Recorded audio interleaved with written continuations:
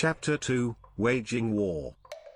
Sun Tzu said, "In the operations of war, where there are in the field 1,000 swift chariots, as many heavy chariots, and 100,000 mail-clad soldiers, with provisions enough to carry them 1,000 li. The expenditure at home and at the front, including entertainment of guests, small items such as glue and paint, and some spent on chariots and armor, will reach the total of 1,000 ounces of silver per day. Such is the cost of raising an army of 100,000 men. When you engage in actual fighting, if victory is long in coming, then men's weapons will grow dull and their ardor will be damped. If you lay siege to a town, you will exhaust your strength. Again, if the campaign is protracted, the resources of the state will not be equal to the strain. Now, when your weapons are dulled, your ardor damped, your strength exhausted and your treasure spent, other chieftains will spring up to take advantage of your extremity. Then no man, however wise, will be able to avert the consequences that must ensue.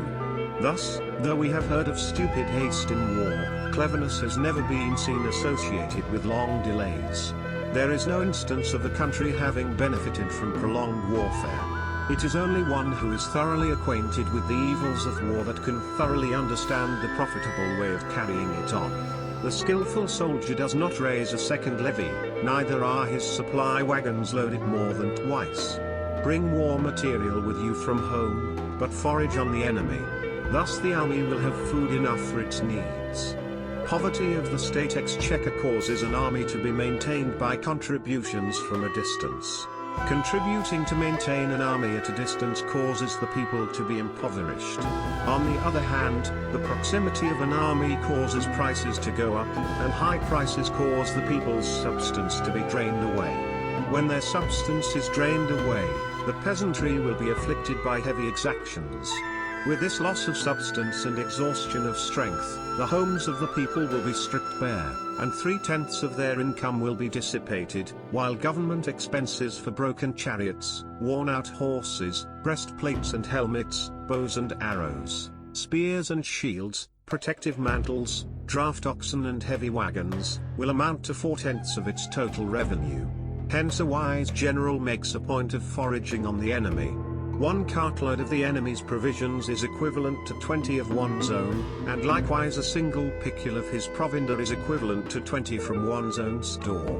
Now in order to kill the enemy, our men must be roused to anger, that there may be advantage from defeating the enemy, they must have their rewards. Therefore in chariot fighting, when 10 or more chariots have been taken, those should be rewarded who took the first. Our own flags should be substituted for those of the enemy, and the chariots mingled and used in conjunction with ours. The captured soldiers should be kindly treated and kept. This is called using the conquered foe to augment one's own strength. In war, then, let your great object be victory, not lengthy campaigns. Thus it may be known that the leader of armies is the arbiter of the people's fate, the man on whom it depends whether the nation shall be in peace or in peril.